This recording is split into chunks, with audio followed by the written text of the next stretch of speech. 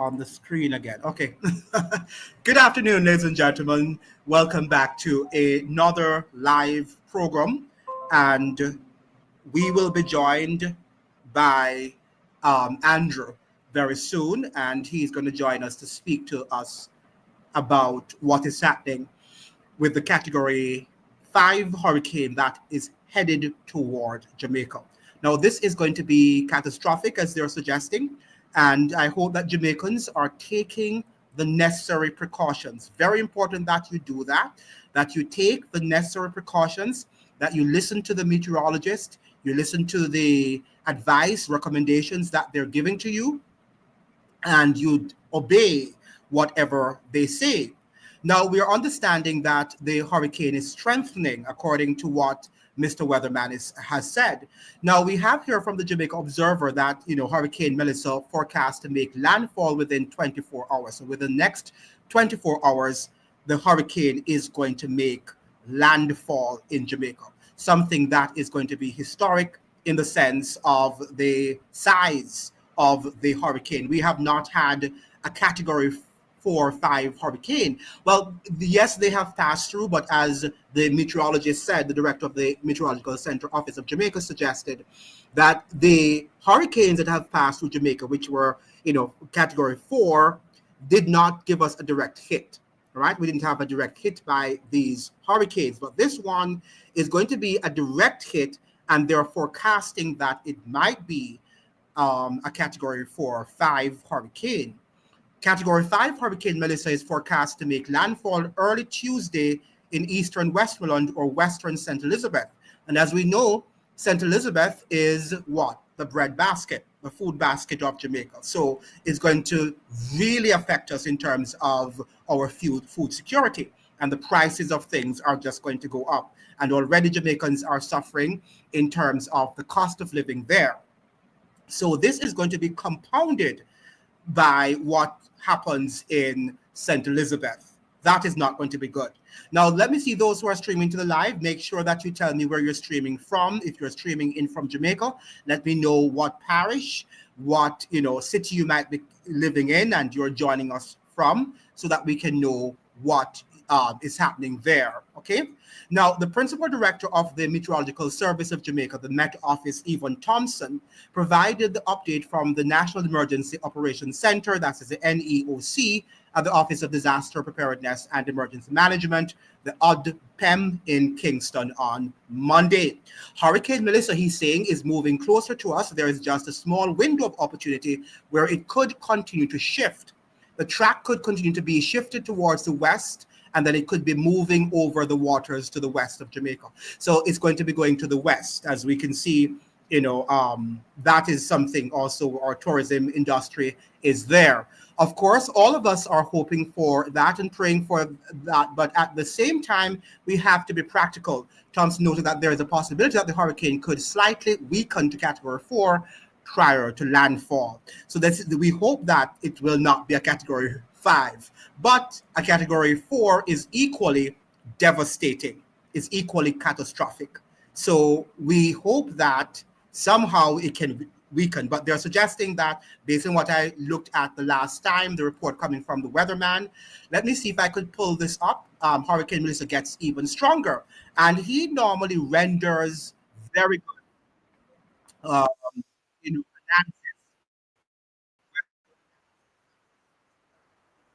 YouTube. Let me see if I could pull up what he's saying here on the platform.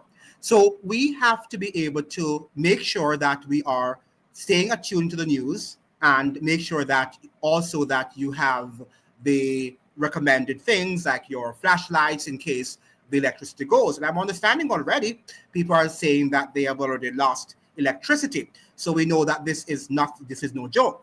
Right? This is no joke at all. It's not something that we can take very lightly. It's something that we should take very seriously because this is a major hurricane, the likes of which we have not seen. Those of us who are old enough remember Hurricane Gilbert in 1988, and we understood how devastating that hurricane was. And it was a Category 3 hurricane right? And it did a lot of damage. And when I remember, if my memory serves me right, Hurricane Gilbert did not hang around for a long time, right? It was not. We had it for days. My recollection is that we heard it was coming on the Sunday, then on the Monday it came, right, roundabout in the afternoon. Maybe we started getting the winds from round about 9 o'clock. You could feel that the winds were getting heavy, right, and strong. But as the time goes by on the night it really intensified, particularly during the 12 o'clock, 12 midnight and onward. We could hear lots of winds, right, and lots of rain. And then on Tuesday morning, it stopped. Remember that there we had a break, and then we were able to go outside and to look at what was happening. And then in the evening, the tail, I think sometimes in the afternoon, maybe about 3 o'clock, 3:30 thereabout, the tail passed, and that also left a lot of destruction. But what they're forecasting for Hurricane Melissa is that she's going to be hanging around for some time. That is what they're forecasting. The forecasters have been saying that Hurricane Melissa will be hanging around for some time. Okay, so it's very important that we take the necessary precautions so that we can be informed. Now, let us see if I could share my screen here with the hurricane that Mr. Weatherman is here telling us in terms of the direction of the storm, where it is heading to. I forgot how I do the share to share the screen on this platform. No, let me see if I could not invite a guest, but I'm trying to share screen, right? So the share screen, and let me get it right here. And let me begin now to share the screen and listen to what Mr. Weatherman is saying to us. Share screen. And this is the thing here. Let me close my windows here. The rain is coming in too. Where is the share screen? Think I had. Okay, let me see now. Eye of the storm. Yeah, this is hurricane, and I'm going to share it now. Yeah. So let me share the screen with you now. Can you hear me? For 20.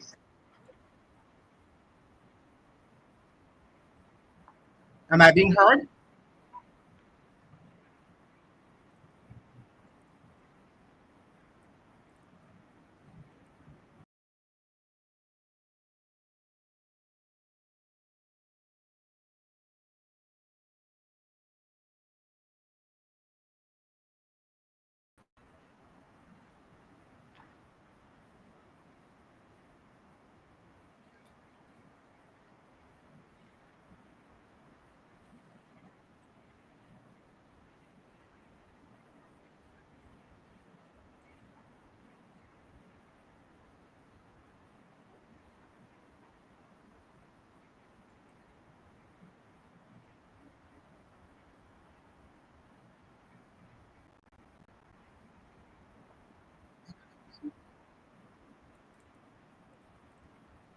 It's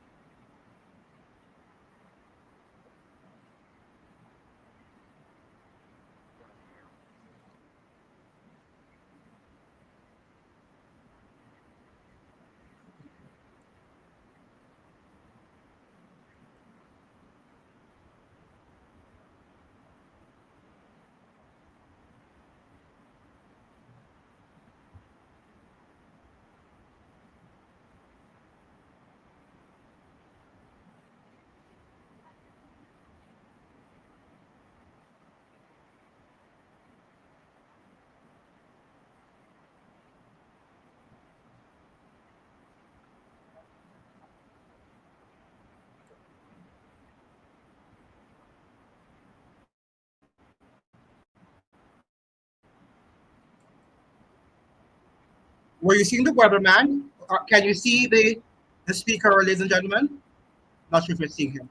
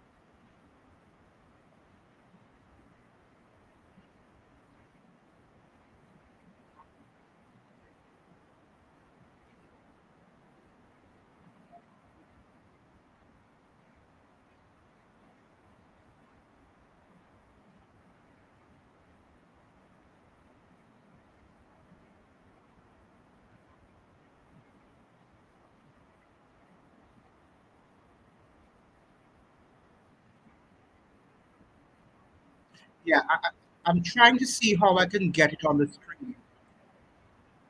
Share.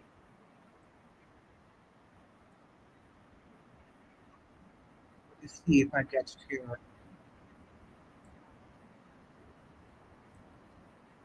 Can you see Safe now? on the ground, trying to spread the word in as many ways as I can. So you have this going on, lifting up to the north. I want to show you the eye wall and what that means in just a second. Then by 7 in the morning, trying to make landfall. It looks like Can't more hear like Black anything? River. And as you've been hanging with me with the changes, a couple days ago looked more like Spanish Town, and now we're swinging all the way over here. Okay. Yes, there could be a little more changes back here, but here is the eye wall. Those are the extremely dangerous winds. In those, that's where we have the most destruction, right? So right around, here's the center, again, slower. So this is 10 in the morning. We have a long haul with this. The center sitting here, closing in on Falmouth. There it is, the eye wall right through here. That onshore flow still by Treasure Beach, watching Black River. Everything is going to back up as far as all of that water pushing into Milk River. And then as we work our way into later tomorrow, the center lifts over here, and then kind of little insult to injury, if you will. As this pulls away, we get that strong flow over toward St. Anne's Bay. So St. Anne, we're going to have some heavy weather moving in tonight. We know that, but even a little bit longer over towards St. Anne as we work our way into tomorrow. And then eventually this leaves. I try to find some good news in this. Some of the good news is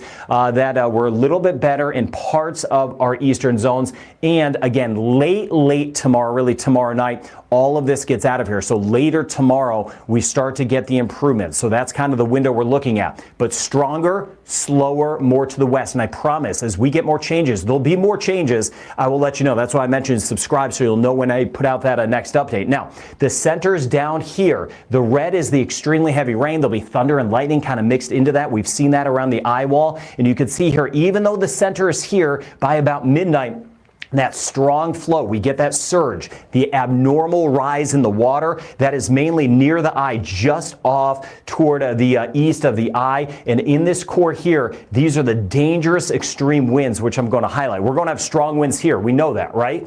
But these are the extreme category 5, category 4-ish winds sitting right in through here. Then there's the center trying to come up. And I mentioned it doesn't go, the center's down here. It doesn't go just straight to the north. It looks like it's going to bend back a little bit because of the front. So it could come on shore right near Black River. But in this core that I'm highlighting, that's where we're going to have the eye wall. That is where we could have collapsing structures. I don't mean that in a scary way. Just want to let you know what's going to happen in this.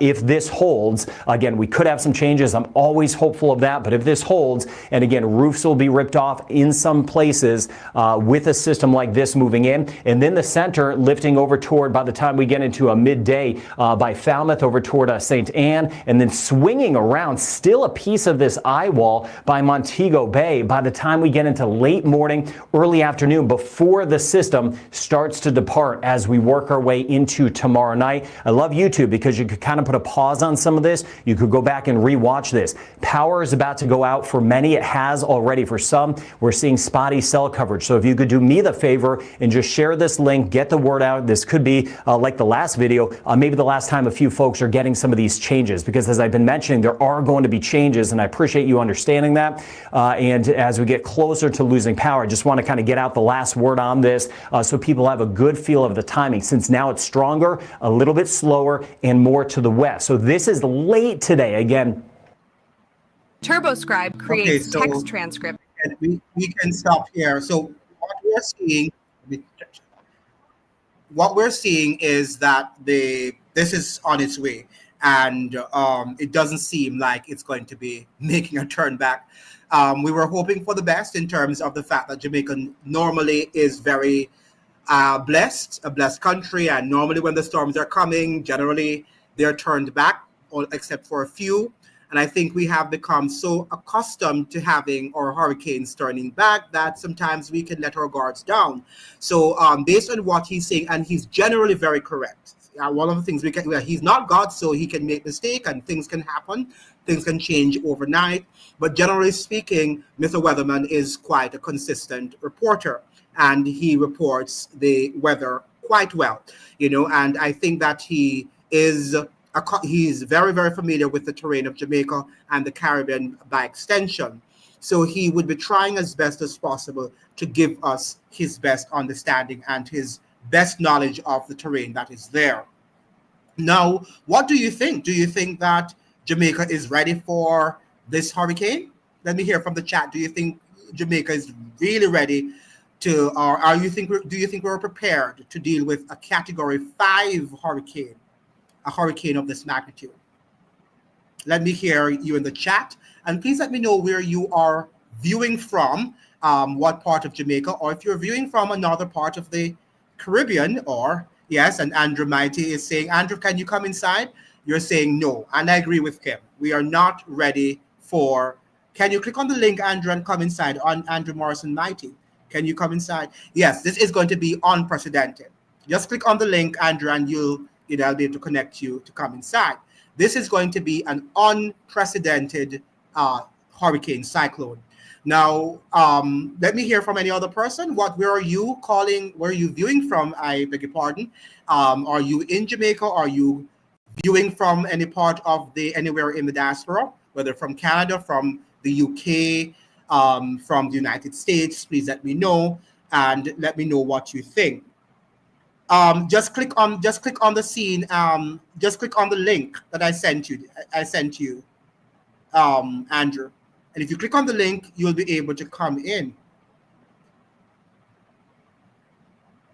When you click on the link, because let me see if I sent you the link, correct? Yeah. So that is what we have to do. We have to make sure that we try to prepare ourselves and as best as we can and pray. There's nothing much that we can do but to pray. Yes, I sent you the link. On my thing. I can't resend you right now because I'm actually inside. So I did send you the link to your chat, to your WhatsApp chat. So you will see the link there. If you get into the link, that's what you're going to. I don't know if you have to sign up for a StreamYard. You can use the free version of the StreamYard. Do you have a free version of the StreamYard? I think you might have to sign up for a free version. Yeah, I think if I recall correctly. So the storm is really going to come based on what we're seeing. Thomas indicated, that's the director of the Meteorological Office of Jamaica. He indicated that hurricane force winds are anticipated across sections of Westmoreland and St. Elizabeth, with tropical storm force winds likely to affect most, if not all, of the island. Meanwhile, the principal director said rainfall totals could reach up to 30 inches across much of the country. So this is something very serious, all right? This is no joke.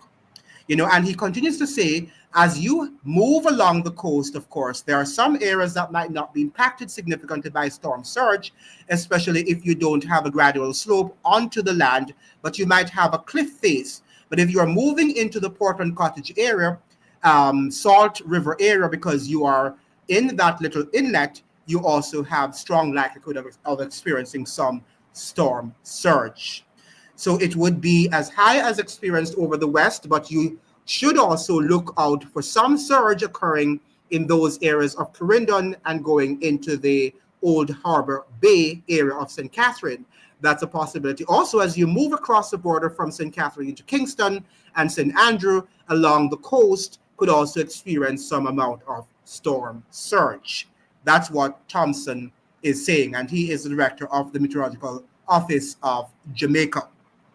So we have to listen to what these experts are saying in terms of guarding our lives, okay, and making sure that we are safe, because that's the main goal is to be safe, saving lives. All right, this is we can't stress that anymore. We can't emphasize the whole matter of saving lives, because we don't play with hurricanes.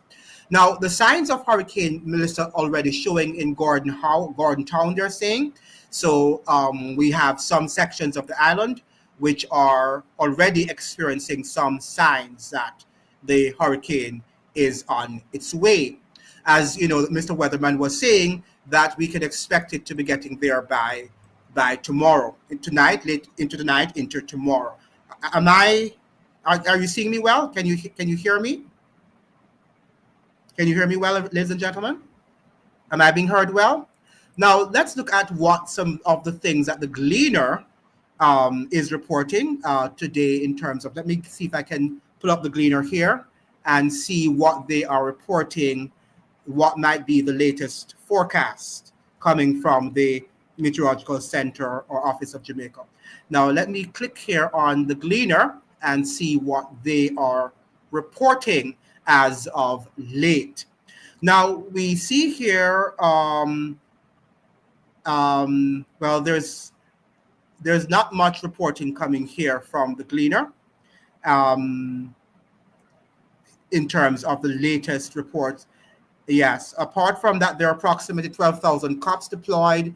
Disaster measures under DRMA will be enforced for Melissa.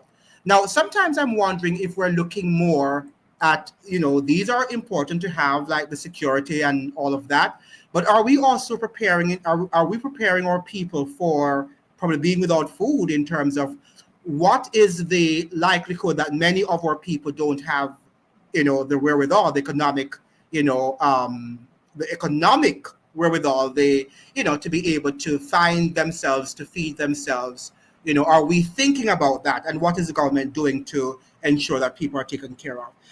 Andrew, you're saying, and it's expected to be totally gone by dusk. Yes. Yeah, there are many people in our society who might not be able to feed themselves, because of the economic problems that we're having in Jamaica. And I think some of these storms and these natural disasters are testing our prosperity narrative. Andrew Holness was suggesting that we're prosperous, and are we really prosperous as a country? When we look at our physical infrastructure, do you think that we are going to be able to withstand the magnitude hurricane of a 5 category, a 5 cat hurricane? What do you think? Do you think we are going to be able to withstand a category 5 hurricane in terms of our fragile infrastructure? And what about, where's the money going to come from to fix up and to do and to make sure we come back on our feet? Because, when we were looking at the whole election campaign and the huge quantities of the huge sums of money that they paid, that they invested into these campaigns, you really wonder, what these guys are thinking. And notice that Andrew Holness and Mark Golding, they're quite fine, right? They're going to go to their mansions, and they have probably many other places that they can go to if things happen. Many Jamaicans don't have that choice, okay, to be able to move and to be mobile, to go to places of safety. And he lives in his mansion. He's quite fine, right? And we got carried away in terms of not insisting that they, fix what needs to be fixed. Okay, and as a result of that, now we are going to be, we're going to find ourselves in a very, very serious position with this hurricane, category 5 hurricane that is going to Jamaica. Now, we hear that we're also having billions of dollars in the national reserves. That's what I'm hearing particularly during the election. They were saying Andrew Holness is a great economist, or he's doing a great job in terms of prospering the economy, and we have billions of dollars in the reserves, the national reserves. Now, what are we going to use that to do? What is the purpose of bragging that we have all of these billions of dollars when we have a fragile infrastructure? Why aren't we using some of that money to fix our roads and to ensure that they're fixed properly also, not just patching up roads that we like to do, all right, but we're actually fixing the roads, and we are having a new Jamaica, a new uplift for Jamaica, right? But I don't see us doing that, and also building new bridges, or fixing the existing bridges. A few things here and there are being done, and we can't be unfair to the current government, but the extent to which we have decayed is going to take a lot of years for us to really get back on track. And the IMF is particularly responsible for doing that. And I think that Jamaicans have not yet studied about the IMF, and we are not skeptical about what it does in countries such as Jamaica. And because we are not paying attention to the IMF is having a wonderful time sapping money from us, and at the end of the day, we are the ones who are going to suffer. Now, the IMF also talks about climate justice, right, and climate resilience. What are they doing in this case? Are they sending monies? Are they telling the government to relax some funds so the government can use to help its poorer people who can't afford food and who might need to have battered down? Because we know the hurricane was coming from, what was it? When was it? It was Friday, Saturday. We knew that the hurricane was going to come our way, according to the weather reports, or probably before that, before Friday.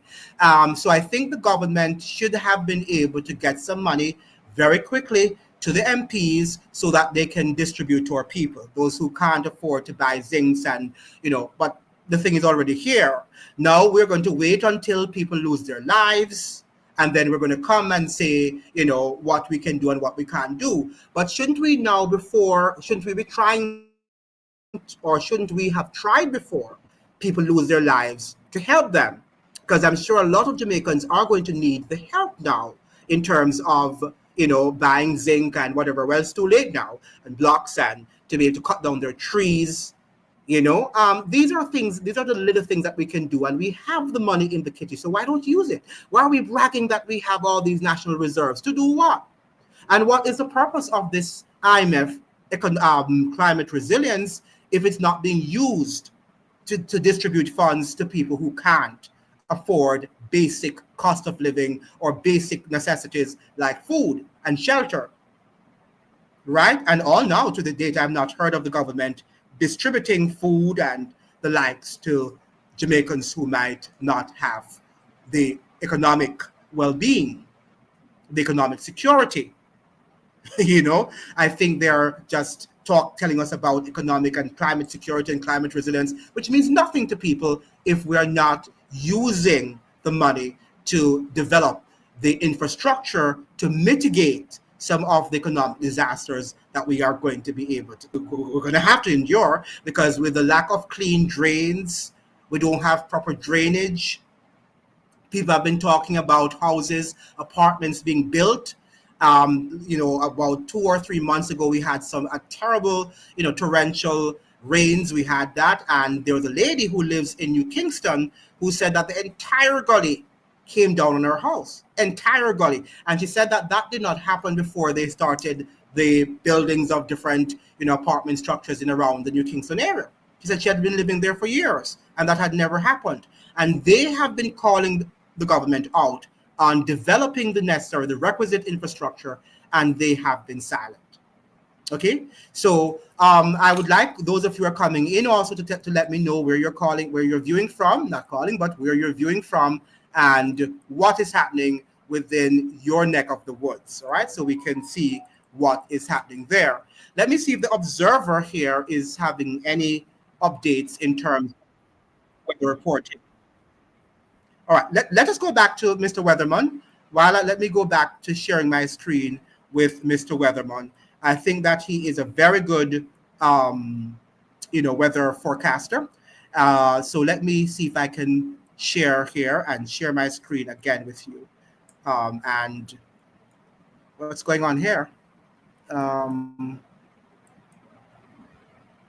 it went off. Let me see. Can you hear me, everyone? But there's nothing. There's nothing on the screen. I don't know where he went. Where the weather forecast went. Did I? Let me see if I could get back here. Yeah, so while we're talking about that, while I'm trying to get this thing up, I am wondering if you can let me know where you're calling from and what's going on. Not calling from, I keep on saying that, where you're viewing from and what is happening in your neck of the woods. That is what I would like to happen. Let us see here. We have a Melissa update. So let us see if I could this thing off screen. Um, the advertisements can be really, really hard to get off sometimes when you're on the live. Okay, so let me see.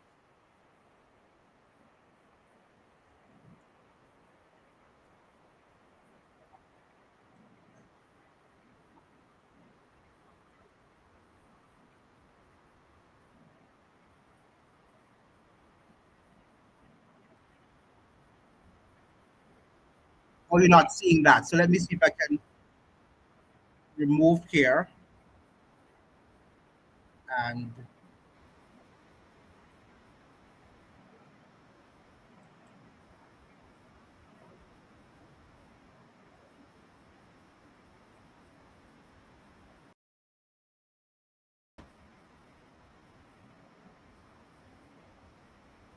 I'm trying to share my screen. There's a patient. You know what's happening here. Can you see the screen? I know you can't. I used to be able to share the screen without problem. I'm not sure what is happening nowadays. Share screen. Okay. Here. So I'm getting some moderate to heavy rainfall right now in my part of St. Thomas, some windy Okay, conditions. good. I see some rainfall in Portland, St. Mary into Kingston, St. Andrews, St. Catherine, Clarendon, St. Antry, Lawney, Manchester, St. Elizabeth, Westmoreland, Hanover into St. James, getting in on some amount of rainfall as we speak. And the latest Guantanamo Bay U.S. Navy radar shows the same thing. The entire island shaded in the blues and the greens represent some light to moderate teams, some slightly heavy rainfall. The Cayman radar on the western end shows the light to moderate rainfall affecting western Jamaica too. And you even see some rain bands pushing in from the east southeast or from the east northeast towards the Cayman Islands as we speak. And even the live cameras here, the halfway tree camera making out some rainfall right now, some light rainfall. One vehicle right here, windshield wiper definitely on. We can also see the Clarendon. Well, this was Clarendon earlier. They were getting some decent rainfall pushing through. Just look at the live now. Okay, still getting in on some rainfall. Looks like some light to moderate rainfall. We see the umbrellas definitely out.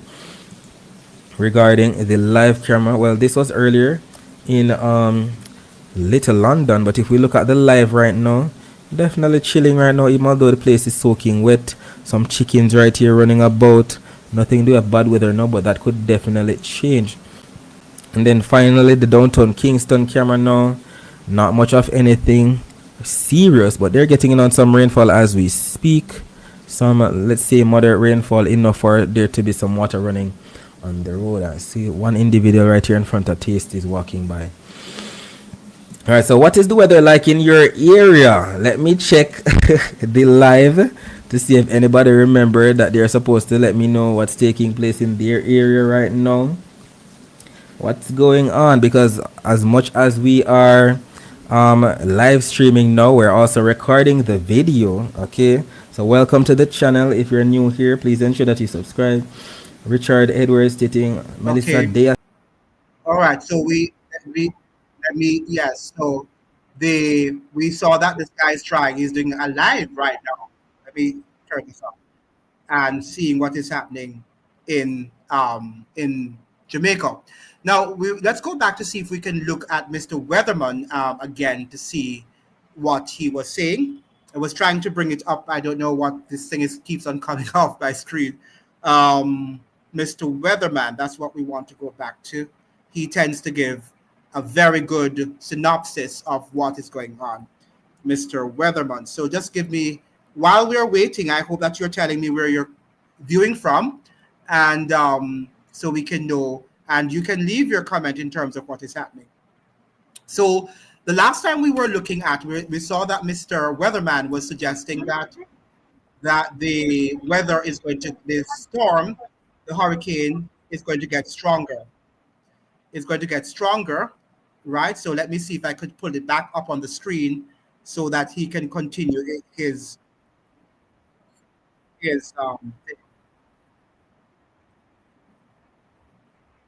I'm trying to get this off. Okay. All right. So let me just now see if I can share my screen with you and see if we can listen to what Mr. Weatherman is saying. So share.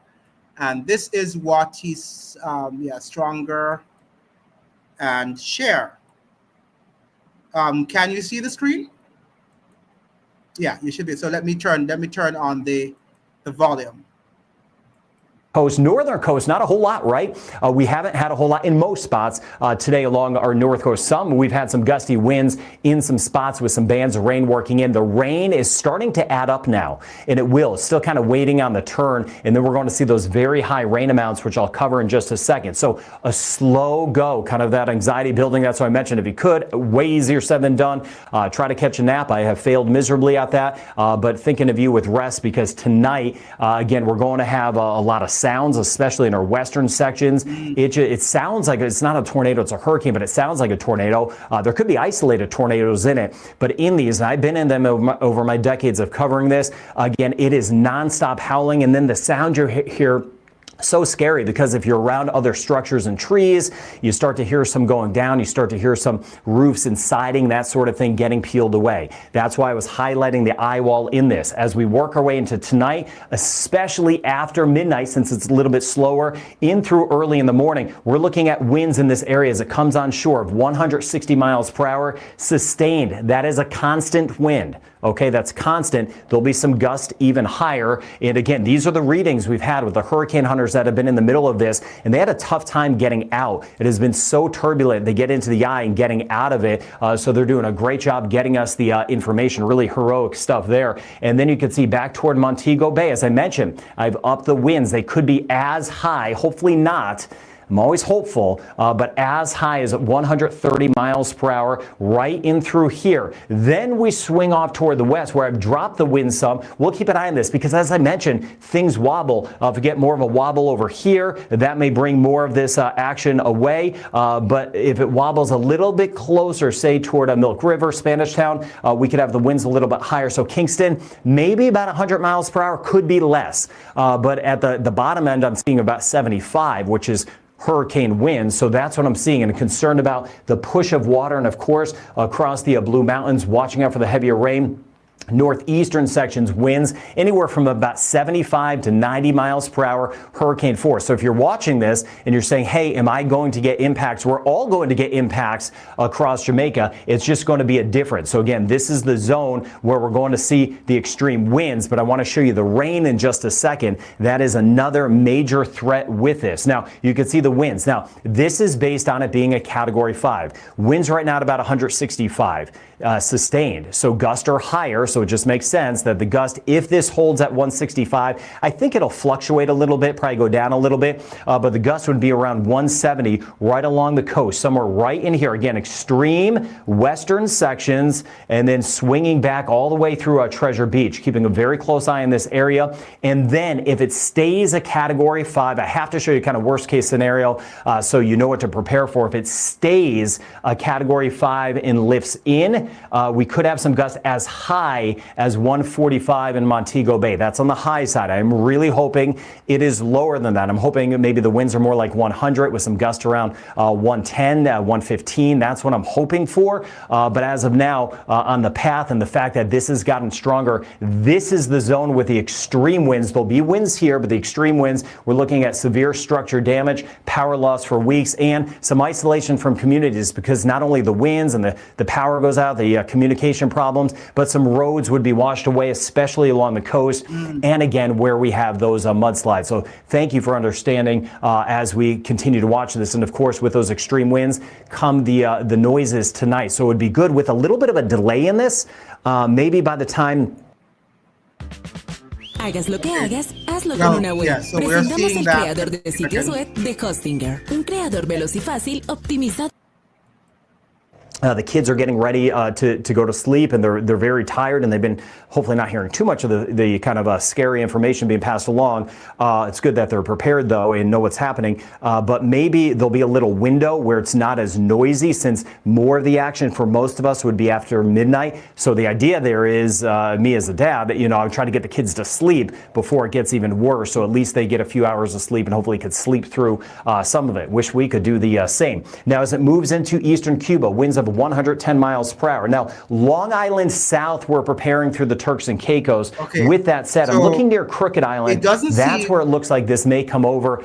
Yeah, it doesn't seem like it's going to be lasting for a long time in Jamaica. What do you think? Do you think it will be hanging around a long time based on what he's saying? It's going to do a lot of damage because of the force and the strength of the winds, the wind gusts.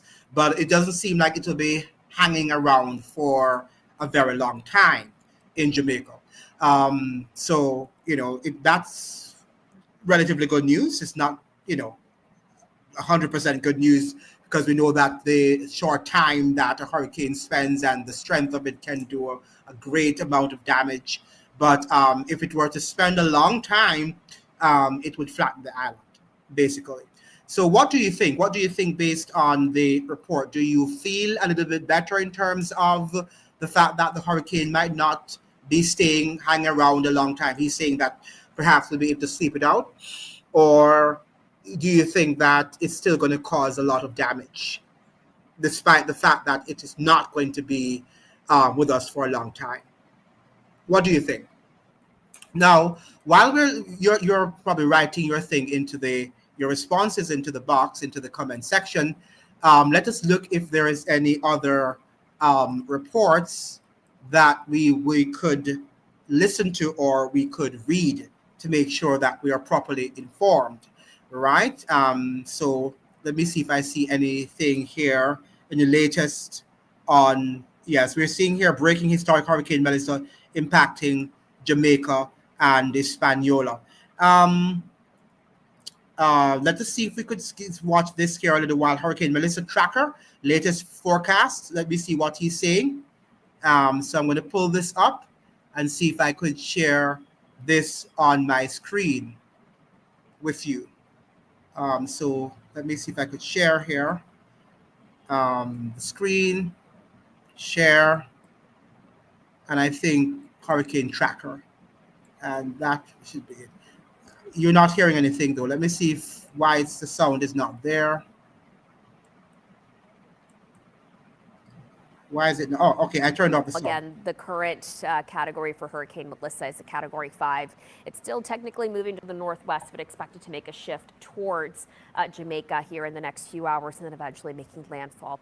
Be sure to keep it tuned here to WFA Plus for the latest on the tropics. We'll see you next time. Good afternoon. I'm meteorologist Mariel Ruiz. This is your tropics update for Monday, October 27th, and we are tracking Hurricane Melissa. This is the third Category 5 hurricane of this season. We're specifically tracking the impacts in the Caribbean. So I'm going to take a zoom in here. You can see a well-defined line on tropical satellite, and that well-defined line just indicative of how strong this system is. And with the cloud cover, you can see how far it reaches. Not only is it bringing in impacts already to Jamaica, but we can already see some of the outer bands working its way into areas like Cuba, Haiti, and the Dominican Republic as well. A few of the stats on this. This is Hurricane Melissa, Category 5 hurricane. Max sustained wind of 175 miles per hour. Wind gusts of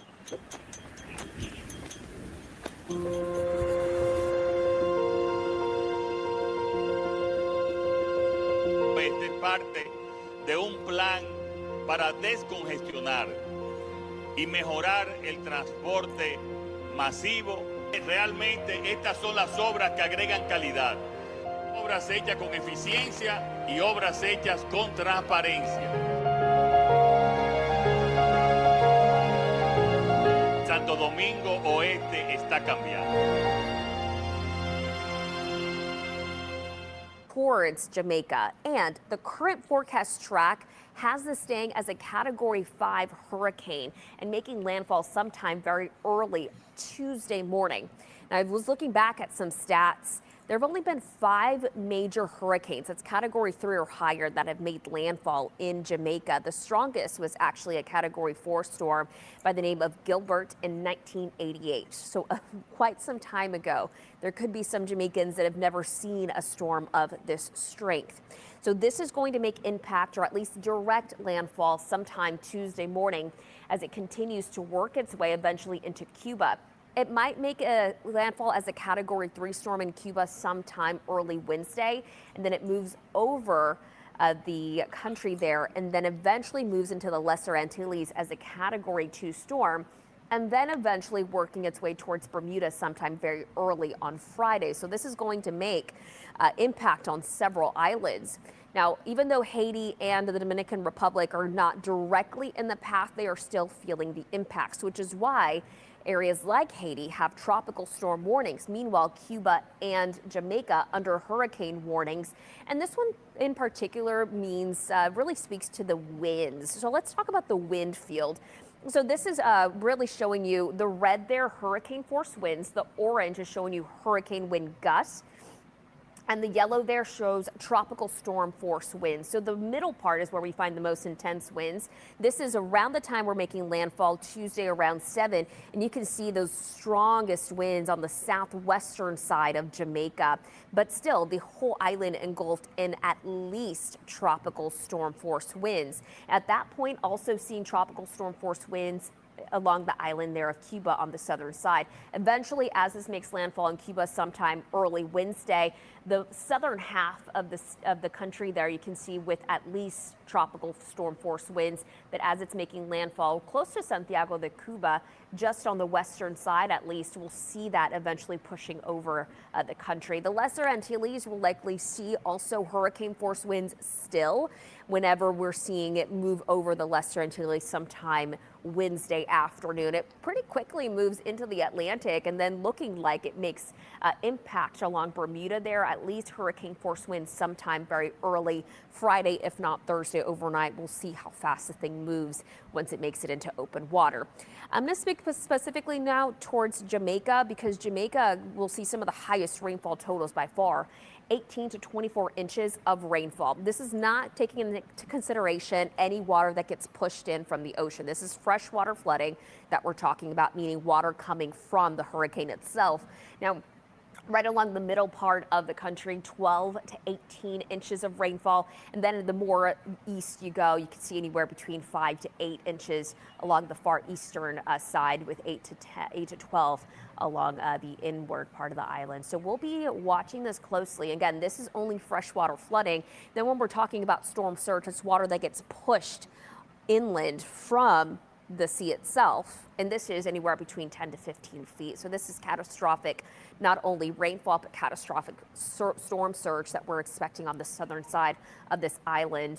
On the eastern southern side, the southeastern side, anywhere between 6 to 10 feet of storm surge, and this is in addition to, of course, that freshwater flooding. And this, again, we're just looking at the main part of the hurricane working its way in here, but you can see some of the outer bands reaching areas like Haiti, like Cuba sometime early Tuesday when this is making landfall. You can see the whole island at this point just engulfed in heavy rainfall, in addition to that storm surge. Eventually seeing things improve from hurricane perspective, from this hurricane moving away from the island sometime Tuesday evening. So this is really going to be at least a 12 to 15 hour event, and then eventually working its way into Cuba, and then eventually the Lesser Antilles before it moves into areas like the open water of the Atlantic, and eventually Bermuda.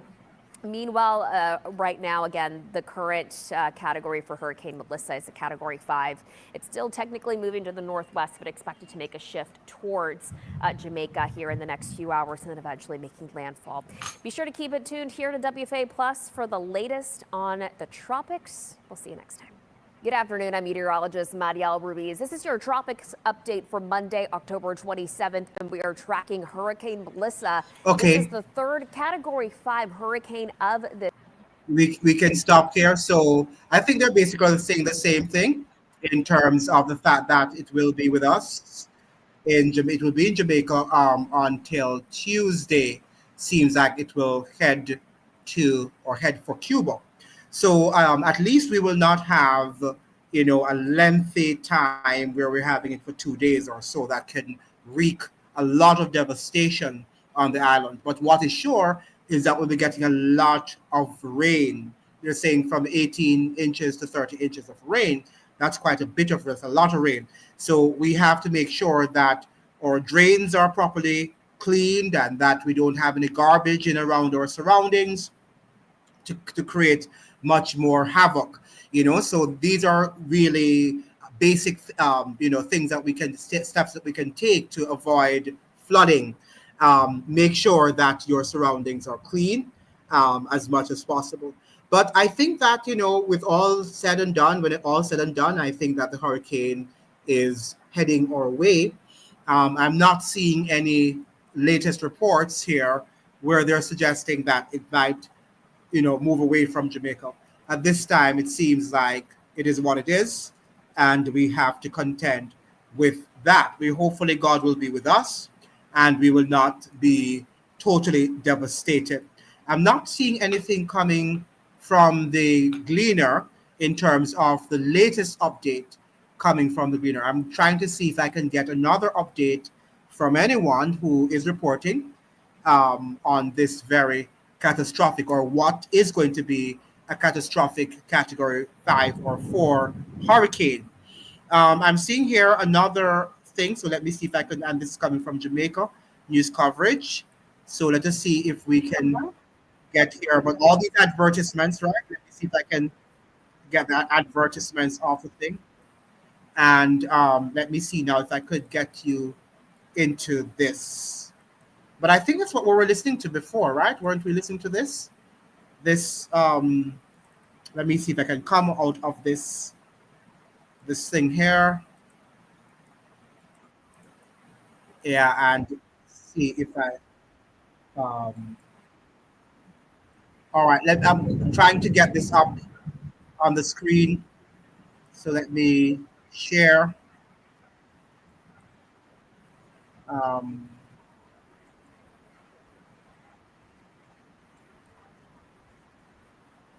Getting updated here at about 5 o'clock, but this is what we're going with right now over Jamaica, over Cuba, the southeastern Bahamas. We clip into the Turks and Caicos, and then it's got its sight sets for Bermuda. That's going to be later in the period, most likely late Thursday and early part of Friday. Thanks for joining us, everybody. I'm Bob Van Dillen. This is the America's Weather Center. We're your Hurricane HQ. We've been following us. Got a brand new update, so let's get right to it. We've got Brian Norcross right on board right now. And Brian, right off the bat, this pressure continues to drop. The intensity is starting to. Do you think we're going to get below? Please share the live, ladies and gentlemen. Share the live so other people can comment. Share the live.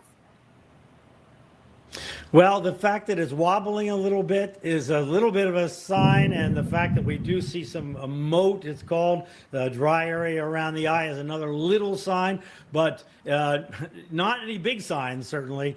We don't see any change in the pressure or maximum winds coming into play outside of the eye. So maybe not. This may just continue to intensify. So a couple things have happened. One is, as it's moved a little bit south down in here, it's gotten over a very, very warm pool of water. And it's these small features that can make it kind of perk up suddenly, and then it can actually lose a little intensity just a bit. So it's always a little bit of plus or minus. So that pressure right now, 906 millibars, that's getting into the top 10 ever measured pressures. That's lower than Hurricane Maria was at its peak down near Dominica, and 175 mile an hour winds. So absolutely incredible. Just west-northwest, right on track at 3 miles an hour. So it's actually stirring up some cooler water. There's not much cool water to stir up, but such that it is doing that, moving that slowly. So it's all, like you say, for the record books, Bob. There you see the incredible hurricane, Mother Nature's most magnificent and most dangerous storm. And the if you had to put some good news on this, is that it's not very big. And in the core of it, this part right here is relatively small. So when we get to talking about how far out the winds are going to extend and what part of the island you're going to get the strong winds, it's not the whole island, as we were kind of afraid of earlier when we thought it might take a more northerly track before it turned north, and then the whole island would have gotten kind of raked with maybe not the strongest winds, but very, very strong winds in here. But it's taken this more southerly track, which has allowed it to get stronger farther away from land, over the pools of warmer water, and but also not had so long a strong impact on the island. All right, here's the radar out of Kingston, the Meteorological Service in Jamaica. And if you see what I mean here, Bob, see the kind of green ring that you can kind of make out around the eye at times? That's a moat, and sometimes that's an indication that this next band out will become, try and be an eye wall as opposed to just being a band. But every time we think that maybe that's happening, then that goes away. So no indication based on what the hurricane hunters have found and what they found with the radar on the NOAA research planes, no sign of a peak in wind outside of the immediate eye. All right, so here's the expectation in terms of the forecast. There, first of all, is how far out the winds extend. So some tropical storm force winds, the yellow means 40 miles per hour plus. So some tropical storm force winds over Jamaica now. These are the hurricane force gusts, and this you can just barely make it out under the icon. Those are the sustained hurricane force winds. So you see it's relatively small compared to the island. I mean, this is a very thankful kind of thing. Now, the question is, could it go through what's called an eye wall replacement cycle, where that bigger eye wall forms and the storm generally just gets bigger? Everything gets bigger before it gets up to the landfall up in here. Well, it could, but it's running out of time because it is forecast to make landfall about 9 a.m. in the morning. So that's 18 hours or so from now, 19 hours from now. So that's not a lot of time. In fact, it may be too little time for it to do it in that distance there. Okay, so here's the forecast. By this evening, they're forecasting 165. Well, it's already 175. This was the forecast back before when it was 165 at 11. So they updated at 5 o'clock, and we'll see what the thinking is. I mean, generally, they don't maintain the super strong, they just can't maintain it. It's like a top spinning. It always runs into something. There's some little reason that it starts kind of wobbling around. Usually that happens. So we'll see what their forecast is. In any case, incredible Category 5 hurricane this evening. There you see the hurricane force gusts right there. All right, then overnight tonight, the winds increase on Jamaica. This is near landfall. Now, this is nominally 8 a.m. Eastern, 7 a.m. local time there on Jamaica. There you see where the hurricane force gusts extend out in this analysis forecast by the Hurricane Center, close to the Kingston metropolitan area, but odds are their gusts there are going to be in the 60-mile-an-hour range or something like that. But so the threat in Kingston doesn't look like it's going to be from the wind. It looks like it's going to be from the rain on the mountains coming down through the city, and also to some degree from the storm surge, but they're not going to get the peak storm surge. They're not going to get the 13-foot storm surge there, but they will get a storm surge with a slow-moving storm pushing water against the coast for such a long period of time. But this is where the destruction is going to be, and take this circle right there and then translate that across the island. That's where the real corridor is going to be, that they're not going to be able to build anything really, and the trees are not going to stand, and it'll be a swath across Jamaica that I imagine we'll be able to see from the satellite, where the trees have been knocked down and the damage is just massive in that swath, not to mention what goes on here on the southern coast, and not to mention the flooding from the tremendous rain coming down from the mountains. Then it moves on, and so that by Tuesday evening, it's past, and then the question is, what can be done, what roads are open, and so forth to figure out what happened. So you can see this city here, Mandeville. Mandeville is about 2,000 feet up in the mountains. It's the only significant city in Jamaica that is not right at the coast.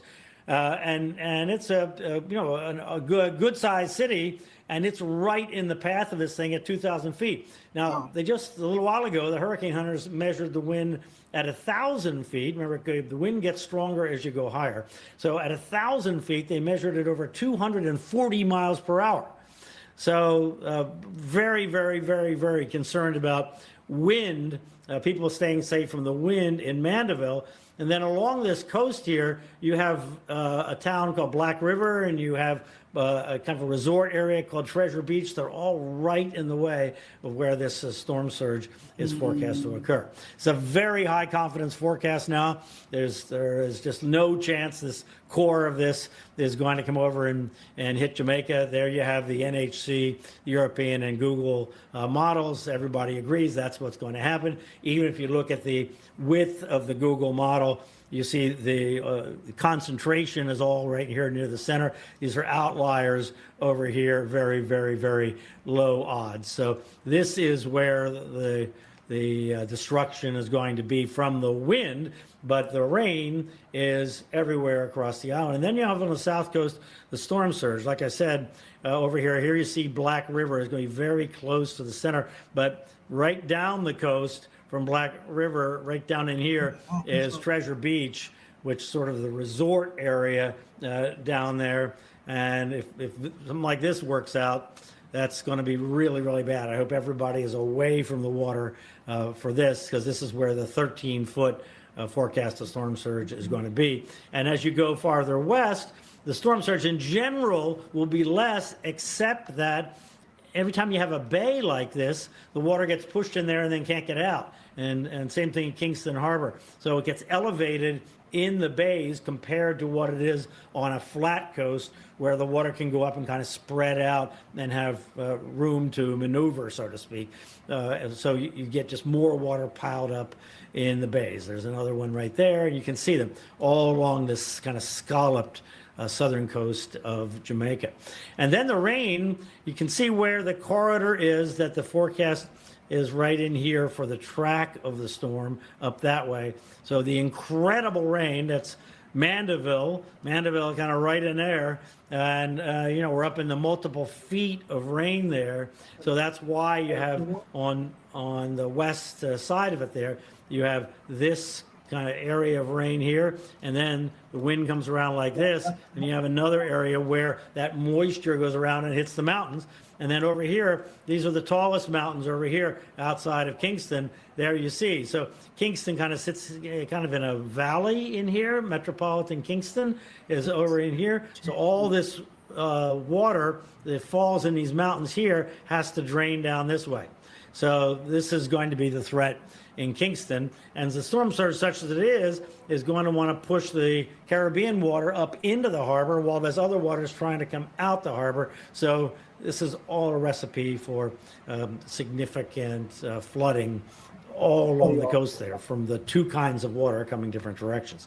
Then the storm goes over Cuba and into the southeastern Bahamas, Turks and Caicos. So from the central Bahamas south, they have everybody on alert to prepare. And then on off to Bermuda. Bermuda just happens to be once again in the center of the cone.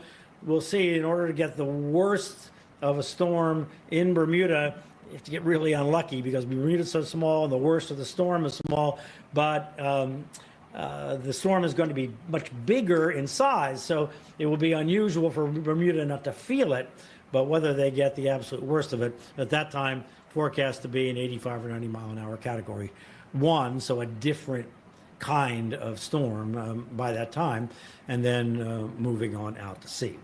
So, Bob, this is going to be starting late tonight, before sunrise tomorrow, and then through the day tomorrow. This is going to be just horrendous in this whole corridor, maybe taking up half of Jamaica when you take it all into account. and then you have and that doesn't really count the issue of the water coming down the hill, because that's going to take time. That's not even going to necessarily happen all at the same time that the hurricane happens, because you rain up on the mountain and it has to make its way down, and then it fills the rivers and so forth. So this is going to be an extended, difficult, or horrendous period for parts of Jamaica. I think communities are going to be cut off. Some communities might be destroyed by this, either by the storm surge or by the wind. Bob? Yeah, if you equate it to a tornado, it's like a 20 to 30 mile wide EF4 tornado initially coming in. You talk about winds of 175 and they go out, 30 miles out. I know it goes down, but that's huge, Brian. It's going to be wind, it's going to be rain, it's going to be. Well, remember the tornado winds.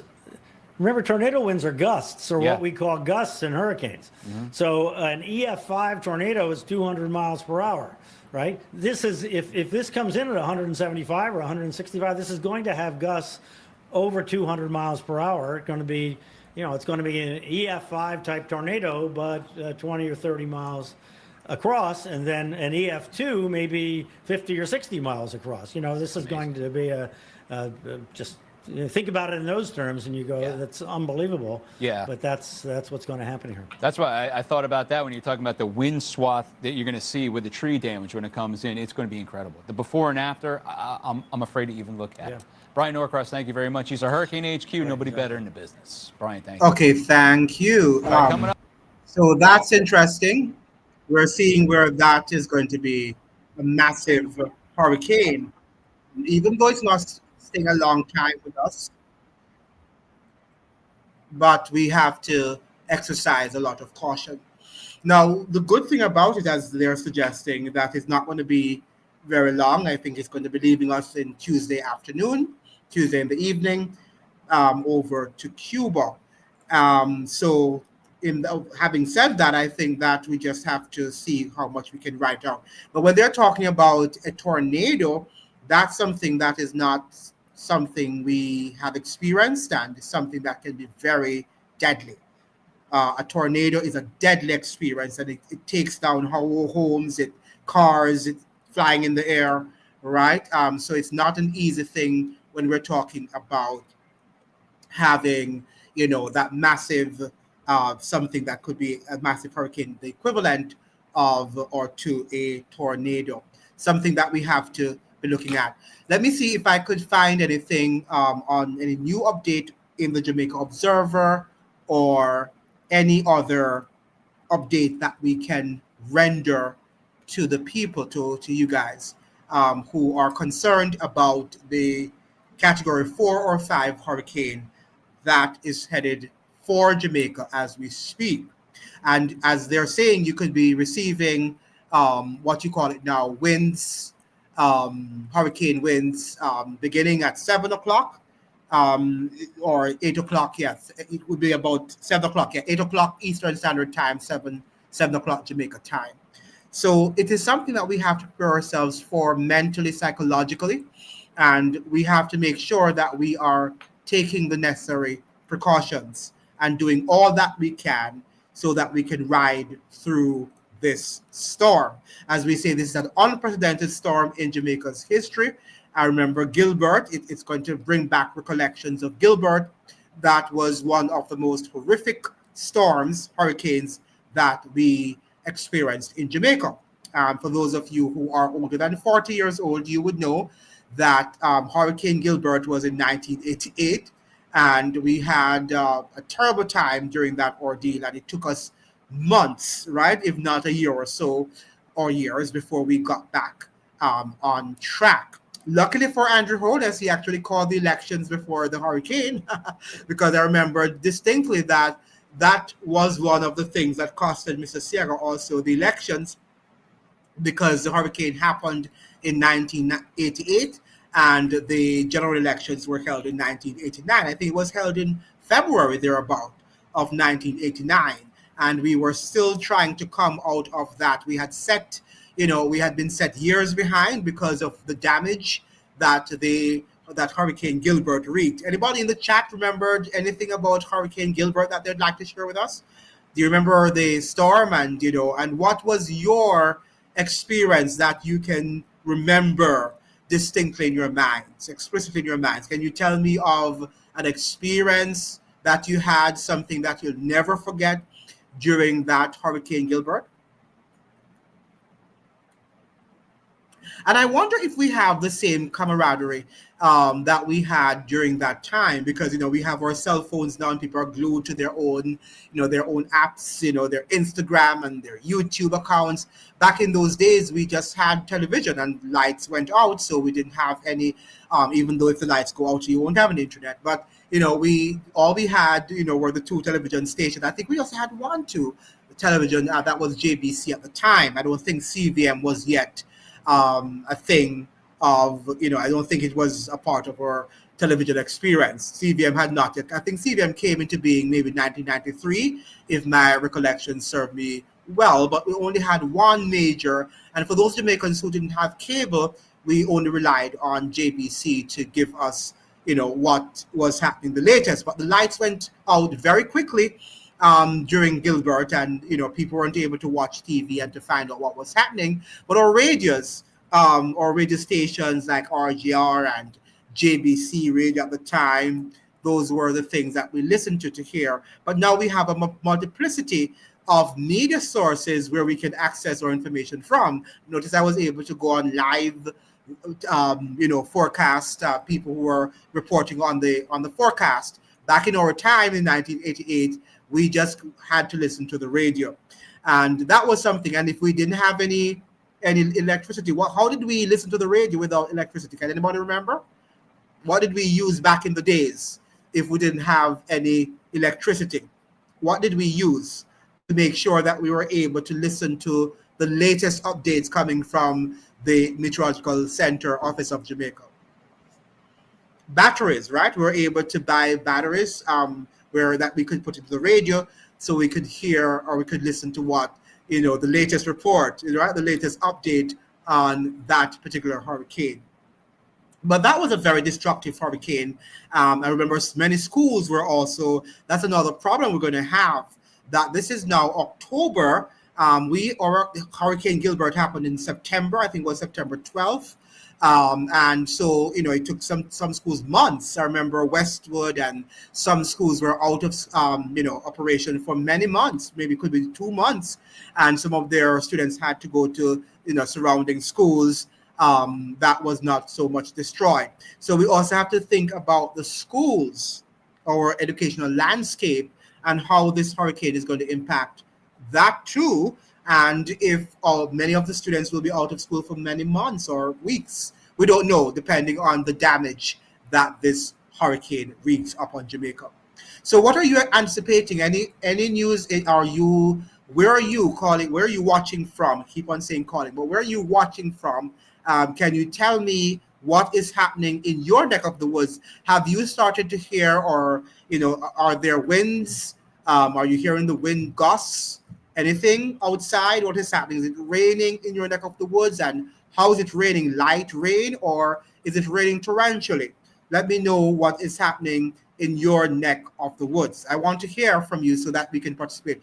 Make sure you also are liking the live and you're sharing the live with as many people on the platform so that the algorithm will be able to dispatch the video and the live to as many people out there. Okay, so make sure that you're liking, put a like, smash the like button so that the algorithm will dispatch the video to as many people out there so they can hear what is happening and they can tune in and become a part of this conversation.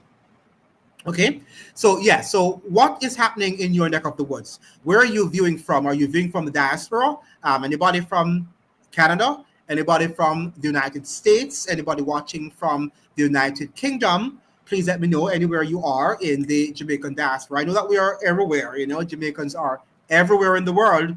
All right, they're in Russia, they're in the Caribbean region, they're in Asia. Right, so wherever you're watching from, please let me know and what is happening and what is your perspective on all that is happening. Do you think that there is much hope for us based on the reports that we have been listening to? Do you think that it is going to devastate us? Do you think it's going to demolish Jamaica? Well, we're hearing about Manchester, and I'm a little bit perturbed at what's going to happen to Mandeville. right? That sleepy town. We're wondering if, and they have a lot of trees there too. Mandeville is a very, we have green space and we have lots of trees. So I hope that, there will not be a lot of damages to the houses that are in Mandeville. Okay, because they're saying that it's going to be going through, Mandeville is going to take a great hit, going down to Black River, St. Elizabeth, Westmoreland, and we know that Westmoreland is the grill, and that is a tourism sort of location center of tourism. So it's going to affect our tourism sector, and it could cause many people to lose their jobs temporarily, hopefully not permanently.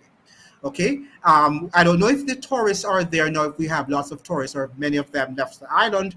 Not sure what is happening there in terms of the guests who arrived, or if they decided to schedule their visit to the island.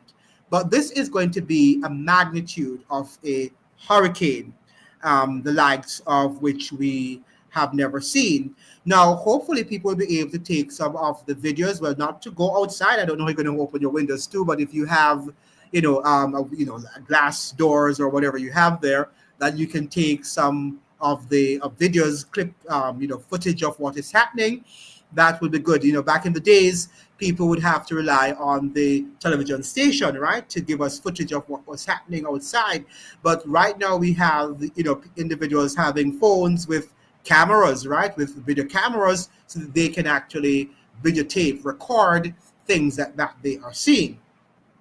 So I'm sure we're seeing a lot of footage coming out of Jamaica. Let me see if there's any other forecast that is on. I don't know if Mr. Weatherman, because he's working night and day to keep us informed, and we have to give kudos to him. Now, we're seeing here tracking Hurricane Melissa's approach to Jamaica. I think we heard some of that before. So let me see if there is anything historical Category 5 hurricane that is stated to. Let me see if we could listen here. Let me get the yeah, okay, all right, let me get you to listen to this. I'm going to share my screen again with you so that you can hear and you can see what is happening with the forecast here, the breaking story here. So share my screen and you can. Again, so maybe not. We'll have to see on how this trends over the next hour or so. That's one thing, but then of course we have our eye temperature. So our water vapor brightness temperature, in other words. Okay, so it uses water vapor in this case. And in this one, we're seeing kind of this jaggediness to the thing. And you might think, wow, that's a big drop. It's only about 1.5 degrees, which is really not that significant. So these are both used for intensity estimates, not like you can't say, oh, it was negative 4.41 Celsius. That means it is it's 180 miles an hour or 190. No, it doesn't necessarily mean that. It just means that the eye is really warm. It hasn't cooled much. We're looking for trends. And when the eye cools, there's a fill-in, right? Versus if it warms. So what we're seeing here is oscillation. So overall, this has not really changed much over the moving 3-hour average mean period, indicating that Melissa has not weakened at all yet. So I wanted to clear up the confusion. This is what you're looking at here with the 2GOES 19 infrared brightness temperature and water vapor temperature, which uses this and this to discern that. But it looks like the eye is definitely moving further south a little bit more. So we're just going to need to watch this. But anything, I'll tell you what, for a hurricane expert here, anything warmer than negative 10 Celsius is a very intense hurricane. And we are literally -7 to -4 Celsius. Wow. So it goes to show you that this is extremely intense. Even so, might have weakened just a hair. We will see what tonight brings, because we saw, as I was headed to work last night, we had a big explosive, massive cold cloud tops. So we'll see. We'll just have to wait. These satellite, yeah, see, now it's warming again. So it's oscillating back and forth, back and forth.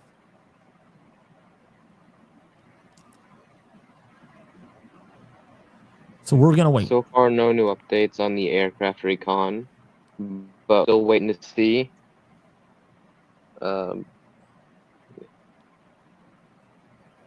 David, there is another 6 on satellite. It's probably there to be multiple 6s because that convective band. I think Tropical Tidbits is overwhelmed. The site just went out for me just for a brief second. But there's pink on satellite now. There is pink on satellite all over now. I would not be surprised if Dovrik goes a little wild on this.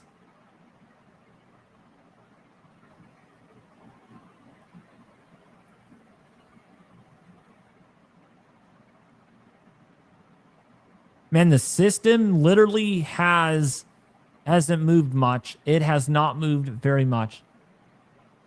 This could be under, you know what? This might be, let me get the last 300 frames since the last plane was in there. Because if there was not much pink when the planes were in there at like about 9 o'clock this morning. There wasn't. There was not as much been pink. like this since last night. No, there's more pink now than there. And the eye, wow, that eye shrank. The eye is shrinking.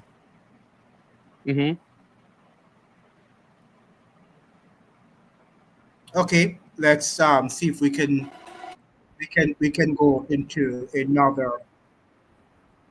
another breaking news in terms of what might be happening out there with regard to the Hurricane Melissa and its tracker. Now, that is something that we have to be mindful of, that this is something that is going to be devastating. We don't want to sound alarmists, but we have to make sure that we're taking the necessary precautions. Let me see if we could show you this with the Kingston Harbor Live. So let me see what they're saying here. And shall I share my screen with you again? But I'm not seeing that's the Harbor Live. There's no reporting here.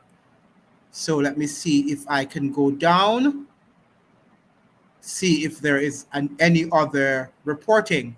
I see here tracking hurricane. Yeah, let us see what's going on here. Okay.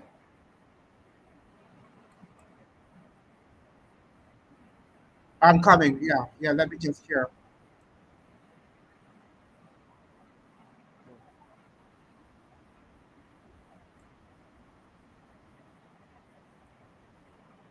Latitude and longitude is about 111 to about 114. We never got school go farm full. You understand me? I say, I never for lunch money and go home. We learn a few things. See it? All right. Melissa is moving towards the northwest near 3 miles per hour. I don't know why Melissa continue to do this. You understand? A slow turn. Yeah, what kind of turn? A slow turn toward the north is expected this evening, followed by a turn towards the northeast, and this is very important, and a faster forward speed. But then Melissa faster forward speed could have been 4 because she has been averaging 3. Mad girl. And a faster forward speed on Tuesday. On the forecast track, the core of Melissa is expected to start moving over Jamaica tonight and early Tuesday. Zane, continuing over there, right? Maximum sustained winds are near 175 miles per hour with higher gusts. Melissa is a Category 5 hurricane on the Saffir-Simpson hurricane wind scale. Some fluctuations in intensity are likely before Melissa makes landfall on Jamaica as an extremely powerful major hurricane on Tuesday. Hurricane force winds extend outwards up to 30 miles from the center, and the tropical storm force winds extend outward up to 195 miles. Now, Doppler radar and the satellite images show that the outer bands of Hurricane Melissa have begun producing periods of moderate. It's okay, you can come. Okay, so let me see what he's doing. Sure. Yeah, man, sure. Doppler radar and satellite images show that outer bands and the hurricane. Hurricane. Okay, I have to get this off. Let us see if That's why there's, you feel. let us see if there's another. Yeah, let me see if there's any other report coming from any other part of the world. So we have here live tracker to Jamaica, Category 5 breaking. All right, let us see what this is saying. Let me get the advertisement off and get you to share.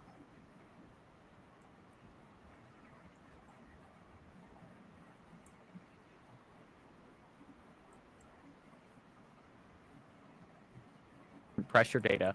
Then from that pressure data, they're going to say, all right here it was 898 millibars, but over here it was 897 millibars, and right here is 96. All that fun stuff. Whatever the lowest pressure that this aircraft finds will be the official center of the hurricane and the pressure for that. So that's why you have two airplanes. This is actually something I only last saw, I think it was during Hurricane Milton, and we actually had two planes basically in the eye wall of the storm at the same time. It'll be really interesting to see if that happens. Timing wise, it does look like we could actually see two different airplanes in the eye at the exact same time, and that's only ever happened, like I said, in Milton. So maybe we'll see that happen, but until both planes are there, we won't know for sure. But definitely going to be some very, very important, crucial data here in the next half hour. Thank you, Riley, for the update. Very big data is going to be coming in here over the next 30 minutes. Again, this is the first time that we've had any Hurricane Hunter aircraft inside of Melissa in well over 4 hours. It's actually been about 6 hours since the last time we actually had a Hurricane Hunter aircraft in here, which between 6 hours and now, a lot of things have changed. Like, again, Melissa's been tracking more to the west, and on top of that, it might even be more intense. Like, we just don't really know because we haven't had any data being collected. There isn't really anything out here to collect data. There are buoys in some places, but like even then, the buoys are not going to do that much. Like, we're not going to get data like we can with Hurricane Hunter aircraft. And one of the reasons why this is so important for Hurricane Hunters is because like we need data to be able to figure out what's going on in a hurricane. We need this. Like, if we didn't have Hurricane Hunter aircraft at all, we might not even know the intensity of some of these hurricanes. Technology, satellites are not that good. Like, they're not good enough to basically determine what the intensity of a hurricane is. On top of that, when it comes to just the hurricane itself, like if you looked at the hurricane yesterday on satellite, you may have thought it was a Category 5 yesterday morning. It wasn't. It was still like a Category 4, 135, 140 mile per hour winds. So again, technology is not at the point where we can just say, Hurricane Hunters are not needed, because this is really critical data. They go into all parts of the hurricane, all different eye walls. Every eye wall is different too. Sometimes the eye wall on the east side is way more intense. Sometimes it's the north one. It just kind of varies. So that's why this is so important.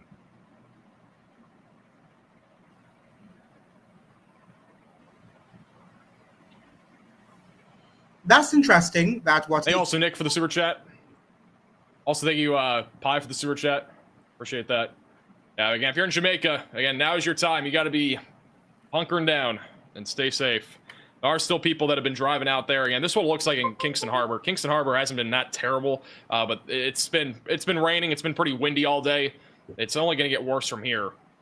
This is what it looks like in Kingston Harbor right now, and we'll see upwards of 13 feet of storm surge here in Kingston Harbor tonight, which means that is 13 feet above ground level.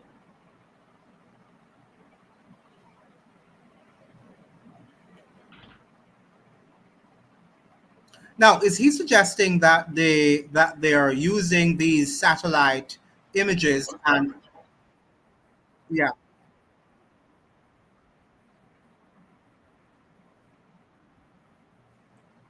Yeah, and they're using all of these satellite images, but they're not collecting data, as he's suggesting, for them to be able to measure the size of the hurricane. You know, that is exactly what they're doing, even for pandemics and other things, that we find ourselves, using these technology, and sometimes technology is not as specific as if we use use data and use our brains to figure out what is happening. So a lot of times when they're frightening us, we have to be careful also that they could be just using satellite images and making projections, guesswork, if you will, projections, but they're not yet certain. And we might have to go back to the old fashioned way of collecting data and analyzing the data with our minds rather than just using computer satellites. And that's what they perhaps do. And then they frighten the daylights out of us, and we think it's going to be a Category 5 hurricane when it's a Category 3. Even though, of course, Category 3 is still a massive hurricane. But we have to be careful, as what he's suggesting, that we still need to collect data. Data is very important, and for us to analyze data in terms of how we give projections, or we make projections for these hurricanes. Very important point he was making. Let me see if we could learn anything more from what he's saying. Let me go back and share.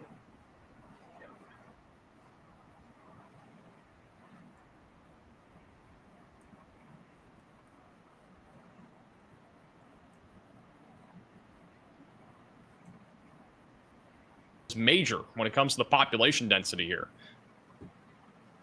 This is the population density map, and also on top of that, this is the landslide susceptibility. I cannot say that word, but this is basically where we could see landslides and also the population density on top of that. And you can see the population density is very high in both Montego Bay and also near Kingston and Halfway Tree and Spanish Town.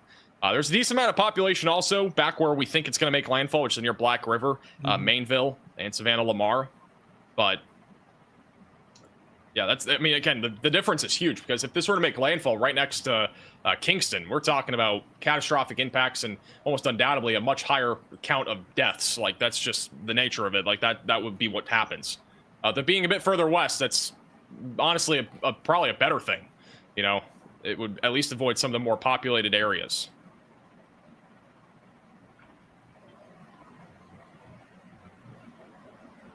Thank you, lady, for the 15 months. I'm going to be honest, there isn't really a main driver when it comes to Melissa going further to the west. There's nothing really driving this to go way further to the west. Sometimes hurricanes like this can just wobble, and sometimes they can actually just be unpredictable.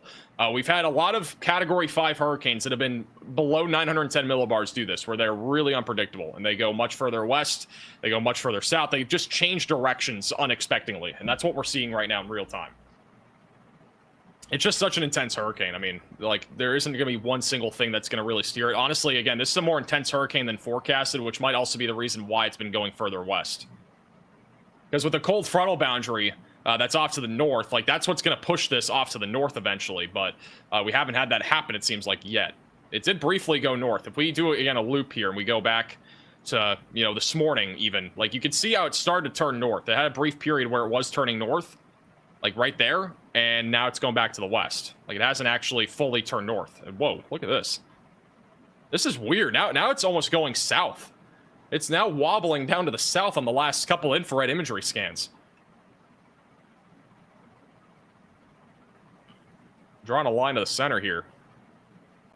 This thing is now turning south. Thank you, Lamb, for the super chat.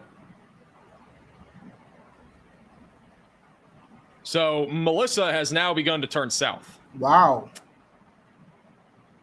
Whether that is just a wobble or it is just doing some weird shenanigans, And there is the hurricane hunters. They've just flown through the eye of Melissa.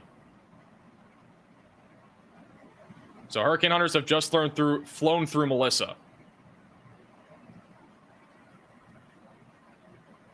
I'll have Riley coming on to break down some of these numbers in a moment. It sounds like they missed the eye. All right, so the hurricane hunters have missed the eye of the hurricane.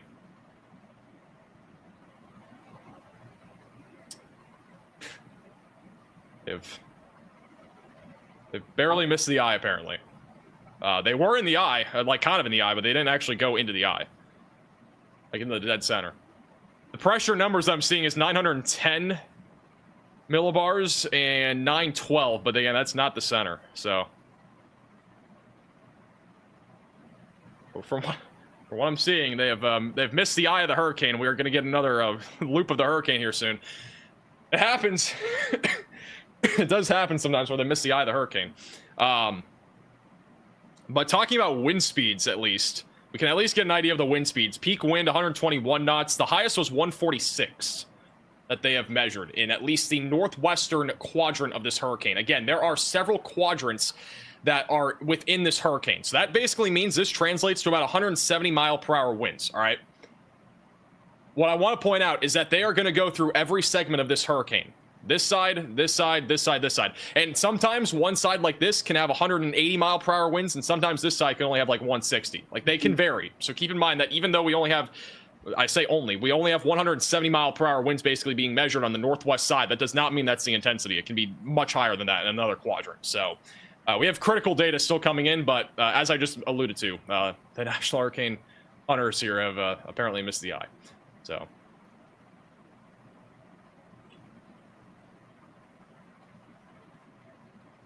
Wasn't safe. I mean, the safest place to be is in the eye, technically, but they're going to be going through all sorts of turbulence here over the next few minutes. By the way, this is a buoy camera. This back over, it only has one photo, but it's actually a buoy camera over on the eastern side of the some of the like the really far, not outer bands, but just some of the convection out to the east of the hurricane. Aren't any buoys inside of the hurricane itself, but it's kind of a cool feature. But once again, Melissa has been taking a weird turn. It is like turning south right now. It's doing some weird shenanigans. So does that mean that it's turning south of the island, or is it turning south going somewhere else? It's what do you understand from what he's saying? This hurricane's weird. It is definitely weird. And another reason why I think this might be lower than 905 millibars, for example, is because of the fact that it is just wobbling so much and it's just turning weird. Like, this is only something that we see with very, very intense hurricanes. So that is one of the reasons why I've been alluding to that. But this is an intense hurricane. And again, any of the purple, I know a lot of people are asking, like, what do these colors actually mean? When we look at infrared imagery specifically, and that's what we're looking at, that's the tool that we are essentially using right now to look at this hurricane. When we see these purple colors or these brighter colors, I'm going to go over the RAM slider here so you can see a little bit better. But like all these white colors, those are extremely cold cloud tops. Like we're talking negative 80 to 100 degrees Celsius cloud tops here. Like this is very cold, which means the towers, basically, these cloud tops are extremely tall. So that is essentially what we're looking at here.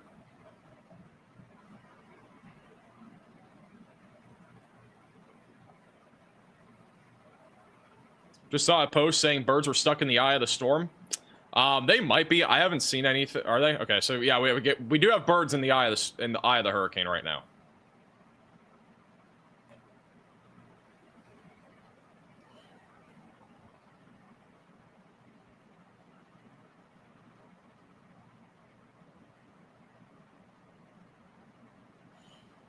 Okay, I'm not sure what he means by it's going south. Is it going south? Wasn't it going south before? Yeah, so there are birds currently in the eye, and I mean, again, usually when we have birds in the eye of a hurricane, they usually they don't survive usually. So because there's no way to have food or anything like that, and then when they get out of the hurricane, like the winds are super high.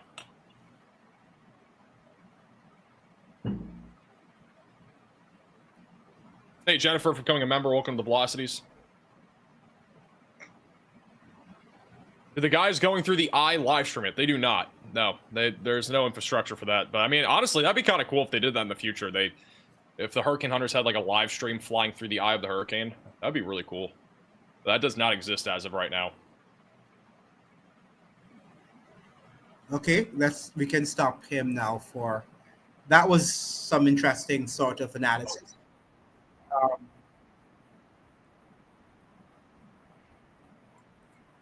Well, he's suggesting that this could be a more intense hurricane than what they have been suggesting. Let me see if there is any update here on any of the Jamaican papers, so that we can see what they are saying there.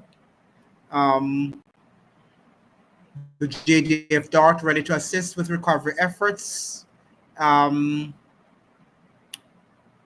We're not seeing any more updates coming out of Jamaica. Now, let me see if there is any more on YouTube coming from the officials in Jamaica, from the National Meteorological Center of Jamaica. All right, let us see what this guy's saying here. This forecast. Let me turn off the advertisement as usual. When we get to this level, we have to turn off all the advertisements and turn up the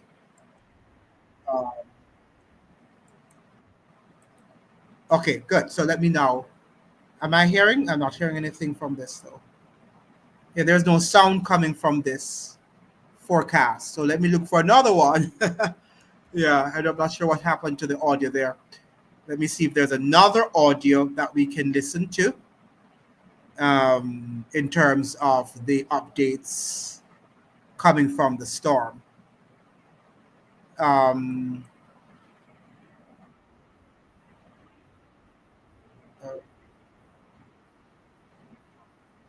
Let me see if I can. Yeah.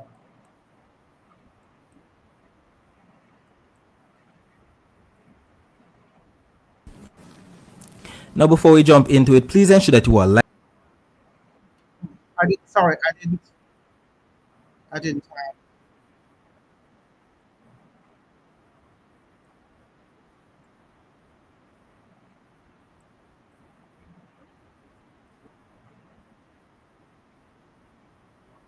August through to October. Share this video with your friends, your co-workers, your relatives, and even your church brethren, and subscribe if you haven't yet done so. Please ensure that you all utilize the progress bar that's located at the bottom of the video, as well as the timestamps that are located not only in the comment section, but the video description, so that you can skip to the points in the video that you want to see the most in order to save time, because we know that the videos over here with the Jamaica can be very long. Leave a comment down below letting me know what the that's been like in your area recently. Also, feel free to ask any weather related question that you might have about the future of the weather in your specific area. Alright, so taking a look at the U.S. National Hurricane Center's 7-day graphical tropical weather outlook that came out at 4:42 p.m. Eastern Daylight Time, we see that the only cyclone across the entire Atlantic Basin is still Major Hurricane Melissa right here now to the south or slightly to the southwest of Jamaica. And if we take a look at the infrared, the latest infrared of Melissa right in here, we can see the clouds, the showers, and the thunderstorms associated with her extending from the southern portion of southeastern Cuba into Haiti, all the way down where she's inducing a trough-like pattern. So we see many clouds down in here across the southwestern Caribbean, down also into portions of northwestern, or is that northeastern Colombia, okay? And we see a lot of convection even off to our south and east, so a lot of lightning within all of that. And we can see up here, look at what's happening here. Upper level wind shear blowing the cloud tops off towards that direction. So I'm guessing the atmosphere is starting to feel the effects of the trough that is exiting the eastern US. So eventually that is what's going to be pulling, basically grabbing Melissa, and basically grabbing her and pulling her across our island as she makes that northerly then northeasterly trek towards that direction. We've been talking about this. As you can see here, the close-up of Melissa right in about, is it gonna load, or is it because everybody's looking at Melissa right now? Because trust me, it was working a while ago, so I don't know It feels like breaking down now, but I don't even blame it. I mean, the infrared, everybody is loading this up right now for sure. So it only makes sense. But as stated, we see the crazy central dense overcast of the system. Doesn't seem like it wants to load. No problem. I have another map right here. The system, look at how perfect it is. And with that eye that we can see all the way down into the sea. And trust me, if we had the close-up, we would be able to see all of the crazy amounts of lightning.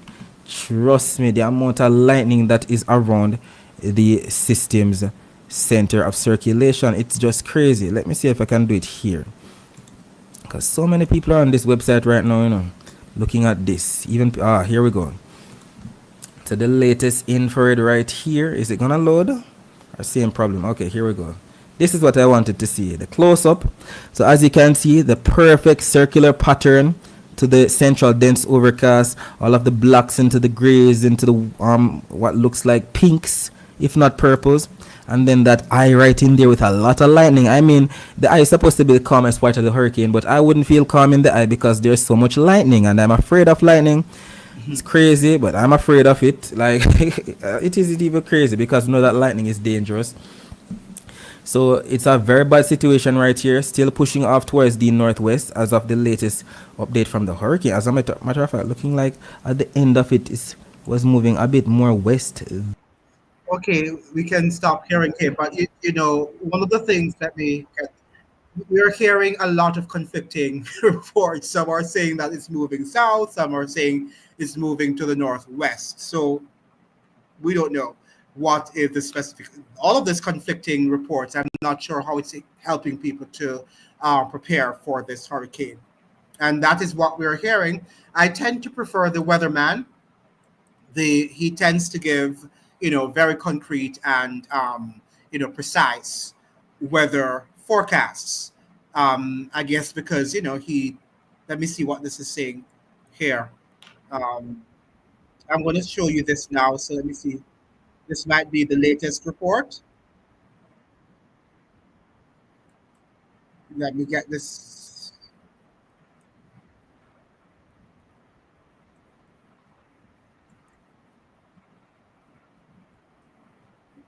Kind of going in and out.